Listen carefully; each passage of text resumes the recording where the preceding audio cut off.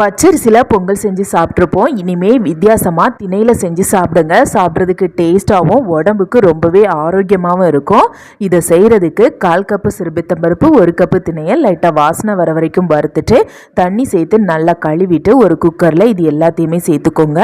இது கூடவே 5 கப் அளவுக்கு தண்ணியும் சேர்த்துட்டு கொதிக்க வச்சுக்கோங்க. பாதிக்கு பாதி தண்ணி நல்லா வற்றி வந்ததுக்கு அப்புறமா பொங்கலுக்கு தேவையான அளவுக்கு உப்பையும் சேர்த்துட்டு குக்கரை மூடிட்டு 5 விசில் மிதமான தீயில வச்சு வேக வச்சுக்கோங்க. ப்ரெஷர் ரிலீஸ் ஆனதுக்கு அப்புறமா திறந்துக்கோங்க. திணை நல்லா சாஃப்டாக நல்லா மாவு மாதிரி வெந்திருக்கும். இப்போ கரண்டி வச்சு இந்த திணையை நல்லா மசிச்சு கலந்து விட்டுக்கோங்க.